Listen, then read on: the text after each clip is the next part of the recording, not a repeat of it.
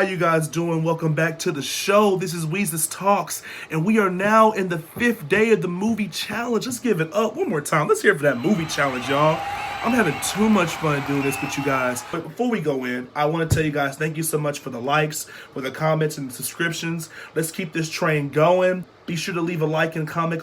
I said comment. Be sure to leave a like and a comment. And I said a comment again. Make sure to keep liking and commenting and subscribing. I'm really enjoying talking about movies with you guys. And the goal is just to give you guys, good movies to watch. I just want to suggest good movies because we're locked down, we're quarantined, and everybody deserves a good flick to watch, especially when it's raining outside. So that's my goal. If I can give you a good movie to watch when it's raining outside, I've done my job here. Let's go ahead and get into day 5, which the prompt should read: a film where a character has a job that you want. I mean, I want to be Alfred, right? Who doesn't want to assist the peak of man? No, I'm playing. I don't want to be Alfred.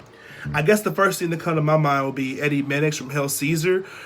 He has a job which is basically physically producing, which is not the job you probably think it would be. It's more of a fixer. And if you don't know what a fixer is, he's a guy at any company where a lot of scandal, a lot of higher ups are there, and he kind of fixes up their mess and their drama.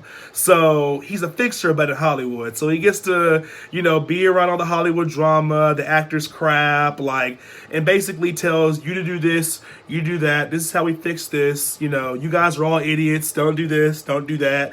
He sits and he previews movies. So he sees movies like months before anybody even sees them, like while they're still in the editing stage. He watches them and he says, okay, well, this might offend these people. This might offend these people. Or he likes the movie. He basically gives movies their approval.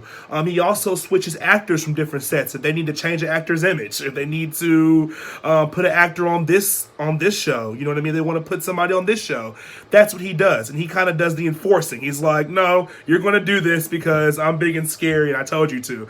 And I find that so funny. I find it so interesting.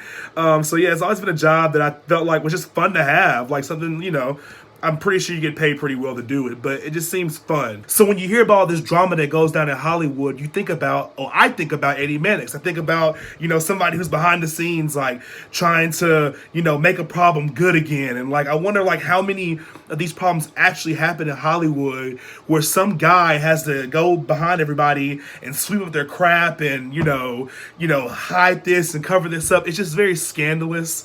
It's a scandalous job, and I think I'd be the right man for it. I'm really big on coordinating things and, being in the loop and trying to see how things can get fixed. And, I'm editing. So, that's obviously a kind of an indicator that I like things to look a certain way and be a certain way.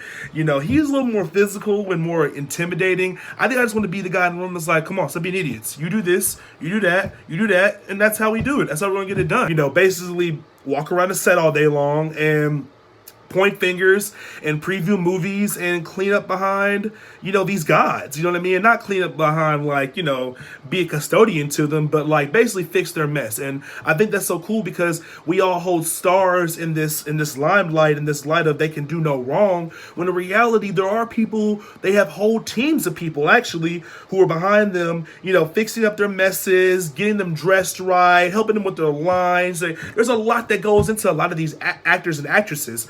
Of course, there are some anomalies who do things on their own, but you need an Eddie Mannix. For every studio, you need an Eddie Mannix. And I guess my ideal studio would probably be like Marvel or DC, I guess because I'm just so invested in comics, being on the Spider-Man set and then going to the Star Wars set would be amazing for me, in previewing, their edits and watching, what they have in their trailers before anybody gets to see it. I mean, that'd be the life. I'd be content. I wouldn't need anything else. You know what I mean? You could pay me the minimum. I'm pretty sure it's still a bag. So, I would love that job.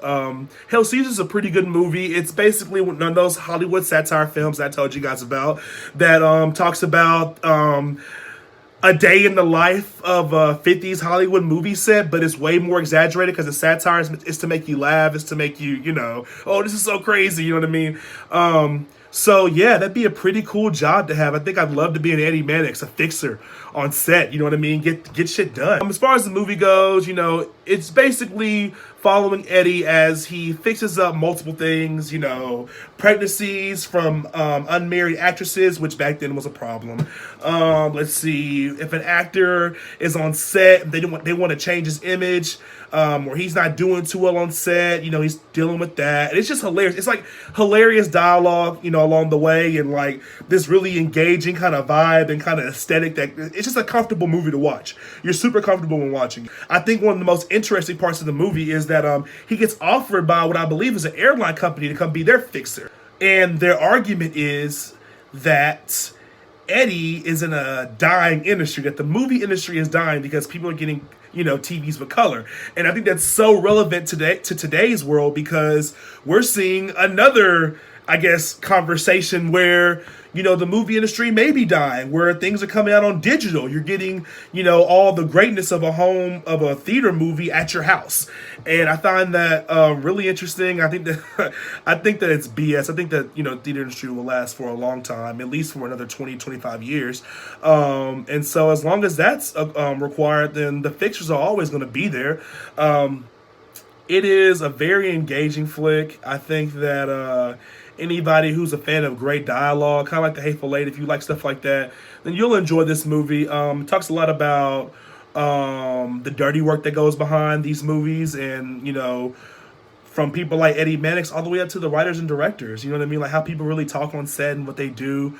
It makes it for a really interesting movie. There's a kidnapping, a little bit of a mystery. You guys know I'm a sucker for mysteries, so obviously it was a good movie for me. It's not, the whole movie isn't a mystery, but there is a element of it in the story. I find it so cool to be Eddie Mannix, and that is a job I've always craved to have. Yeah. So go watch Hail Caesar.